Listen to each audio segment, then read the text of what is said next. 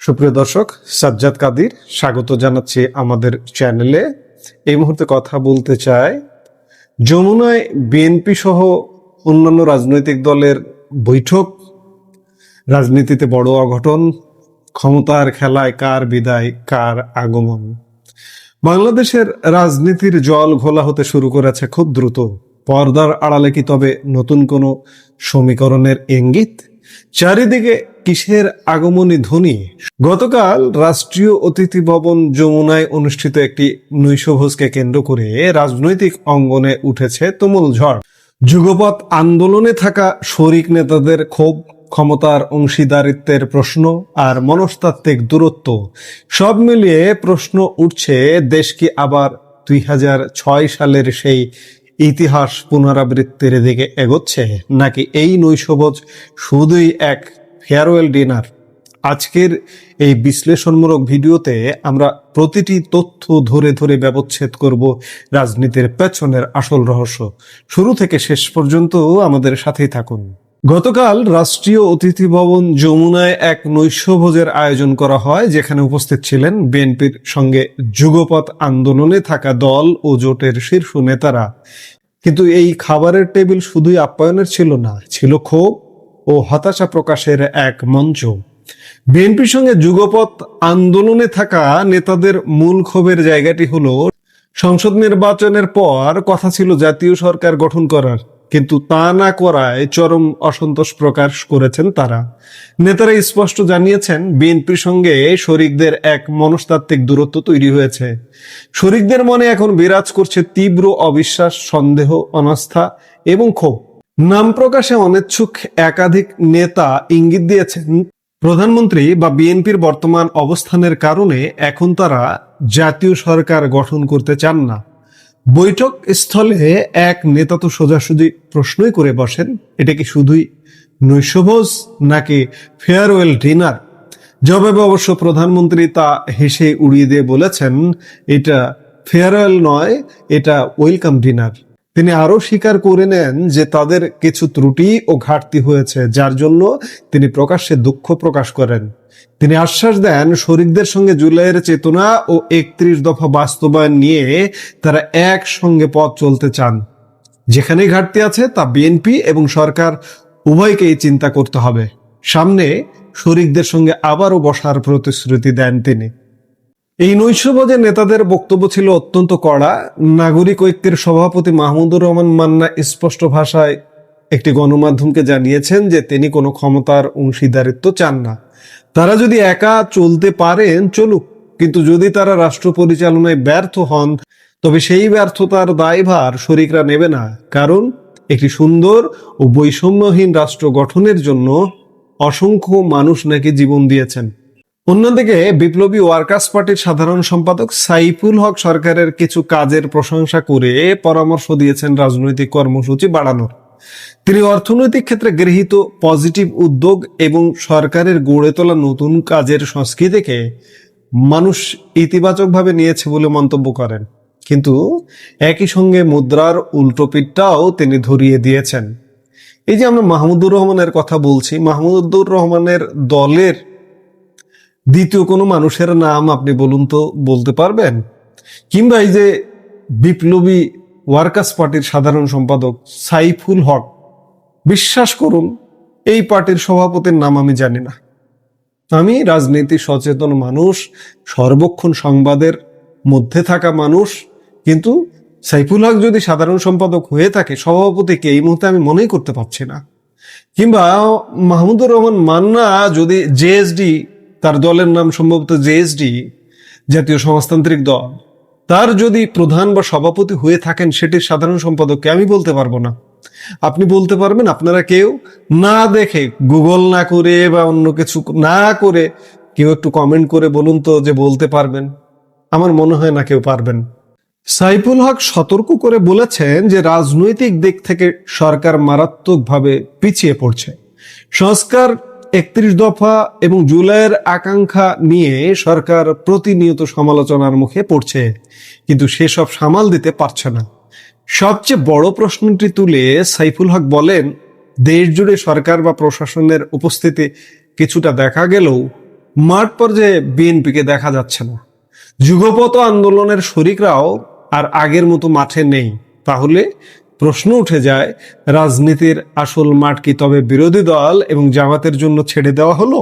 বর্তমান এই পরিস্থিতি একটি জিনিস অত্যন্ত পরিষ্কার করছে, চারিদিকে এক ভিন্ন বার্তা বা আগমনী ধ্বনি উঠতে শুরু করেছে।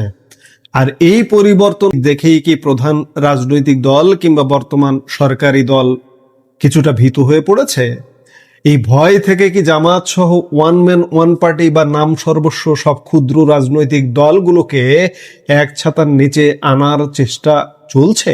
এখানে যদি আমরা জামাত ও অন্যান্য ছোট দলগুলোর প্রকৃত রাজনৈতিক শক্তির দিকে তাকাই, তবে হিসাবটা একদম পরিষ্কার। জামাতকে খুব বড় দল বলা হলেও বাস্তবে সারা দেশে জামাতের প্রকৃত সংসদীয় আসন রয়েছে মাত্র 3টি, আর অন্য ছোট দলগুলোর এককভাবে কোনো সংসদীয় আসনই নেই। এখন মূল প্রশ্ন হলো, জনভিত্তিহীন এই দলগুলোর সাথে শুধু সমঝোতা বা ঐক্য করে আর দুঃশাসন চালিয়ে বিএনপি কি দীর্ঘদিন ক্ষমতায় টিকে থাকতে পারবে? ইতিমধ্যেই নতুন সরকার বা ব্যবস্থার প্রায় 6 মাস হতে চলল, কিন্তু দেশে কি প্রকৃত সুশাসনের কোনো লক্ষণ দেখা যাচ্ছে? বাস্তবতা অত্যন্ত করুণ। চারিদিকে এখনো মব জাস্টিস বা মব কালচার পুরোদমে চলমান। রাজনৈতিক ও ব্যক্তিগত প্রতিপক্ষের বাড়িঘর গুড়িয়ে দেওয়া হচ্ছে বুলডোজার দিয়ে। আইন শৃঙ্খলা রক্ষাকারী বাহিনী অর্থাৎ পুলিশ এখনো পূর্ণাঙ্গভাবে কাজে ফিরতে পারেনি, 2 বছর হতে চলল। আইন শৃঙ্খলার অবনতি এমন পর্যায়ে পৌঁছেছে যে পুলিশের কাছ থেকে আসামি ছিনতাইয়ের ঘটনা ঘটছে। গত পরশু লালমনিরহাটের হাতীবান্ধায় পুলিশ বান্ধা হয়েছে, এমন হাস্যরসের উদ্রেক হয়েছে। অর্থাৎ পুলিশকে অ্যাটাক করে আসামি ছিনতাই করে নিয়ে গেছে, এমন অহরহ ঘটনা ঘটছে বিভিন্ন স্থানে। আর পুলিশ তো আক্রান্ত হচ্ছেই অহরহ। দেশের অর্থনীতি আজ ভেঙে চুরমার। সাধারণ মানুষের জীবনযাত্রায় কোনো আশার আলো দেখা যাচ্ছে না। এই যখন দেশের সার্বিক অবস্থা, তখন শুধুমাত্র বিএনপি এবং তাদের সমমনা ছোট দলগুলো মাঝে মাঝে একসঙ্গে ডিনার বা নৈশভোজ করলেই কি একটি সরকার বা রাজনৈতিক দল টিকে যেতে পারে? অতীত কিন্তু আমাদের ভিন্ন শিক্ষা দেয়। ইতিহাসের পাতায় একটু পেছনে তাকালে মনে পড়ে যাবে 2006 সালের কথা। সে সময় জোটগতভাবে বিএনপি জামাত চক্র বিভিন্ন বিতর্কিত প্রক্রিয়ার মাধ্যমে দীর্ঘদিন ক্ষমতায় থাকার চেষ্টা করেছিল, কিন্তু তৎকালীন বিরোধী দল আওয়ামী লীগ একাই রাজপথে তীব্র আন্দোলন গড়ে তুলেছিল। সেই আন্দোলনের মুখে সরকার পতন ঘটে এবং একটা বিশেষ 111 সরকার গঠিত হয় এবং 2008 সালের নির্বাচনে বিপুল জনসমর্থন নিয়ে আওয়ামী লীগ ক্ষমতায় আসে। 2008 পরবর্তী দীর্ঘ সময় ক্ষমতাকালে কিছু অনিয়ম ও দুর্নীতির কথা বাদ দিলে এটা অস্বীকার করার কোনো উপায় নাই যে আওয়ামী লীগ একটি অর্থনৈতিক ও সামাজিক স্থিতিশীল বাংলাদেশ উপহার দিয়েছিল। কিন্তু আজ সরকার পতনের 2 বছর পর সেই স্থিতিশীলতা পুরোই অনুপস্থিত। আইন শৃঙ্খলাহীনতা, অর্থনৈতিক অস্থিরতা আর সামাজিক নৈরাজ্যে সাধারণ মানুষ আজ চরমভাবে অতিষ্ঠ হয়ে উঠছে। সুপ্রিয় দর্শক, ইতিহাস সাক্ষী জনগণের আকাঙ্ক্ষাকে তোয়াক্কা না করে শুধুমাত্র ছোট ছোট দলকে সাথে নিয়ে রাজনৈতিক আসন বাঁচানোর চেষ্টা কখনোই দীর্ঘস্থায়ী হয় না। আজ 2 বছর হয়ে গেছে, এখনো পুলিশ নিষ্ক্রিয়, অর্থনীতি ধুঁকছে আর মব কালচারে দেশ বিপর্যস্ত। এই অবস্থায় শুধুই ড্রয়িং রুমের রাজনীতি আর নৈশভোজের আলোচনা দেশের এই সংকট মেটাতে পারবে কি? নাকি সামনে অপেক্ষা করছে আরো কোনো বড় রাজনৈতিক বিপর্যয়? সামনে কি হতে যাচ্ছে? বাংলাদেশ কি আবারও 2006 সালের মতো এক অনিশ্চিত রাজনৈতিক অচলাবস্থার দিকে হেঁটে যাচ্ছে, নাকি নতুন কোনো শক্তির উত্থান ঘটবে?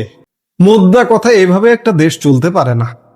আপনি যদি বাংলাদেশের একজন বিবেকবান মানুষ হয়ে থাকেন, আপনি বলতে বাধ্য হবেন যে দেশ আসলে চলছে না, দেশ থেমে গেছে, দেশের চাকা একদম স্থবির হয়ে গেছে।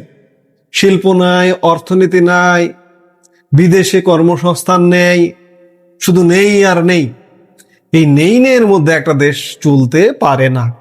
কাজেই এভাবে দেশ চলবে না। বিএনপি যতই প্যাট সর্বস্ব ওয়ান ম্যান ওয়ান পার্টির লোকজনগুলোকে এক করুক, জামাতকে এক করুক, কিচ্ছু যায় আসে না। খুব বেশি স্থায়ী হবে না, এটি মনে হচ্ছে। এই ভয়টা পাচ্ছে বিএনপি, যার কারণে এই প্যাট সর্বস্বগুলোকে সাথে নিয়ে চলতে চাইছে। তারই অংশ ছিল গতকালকের ডিনার। এসব করে আসলে লাভ হবে না। চাই সুশাসন, চাই এগিয়ে যাওয়া, কিন্তু নেই সুশাসন, নেই এগিয়ে যাওয়া, পিছিয়ে পড়ছি, দুঃশাসন হচ্ছে। এর শেষ কোথায়? এর শেষের জন্য বাংলাদেশের মানুষ একটা নতুন দিনের প্রত্যাশা করে। এই মুহূর্তের ভিডিও থেকে বিদায় নিতে চাইছি। দেখা হবে পরবর্তী ভিডিওতে। সে পর্যন্ত ভালো থাকুন, সুস্থ থাকুন। আমাদের ভিডিওগুলো নিয়মিত পেতে সাবস্ক্রাইব করুন সাজ্জাদ কাদির ইউটিউব চ্যানেল এবং লাইক, কমেন্ট, শেয়ার করে সাথে থাকুন।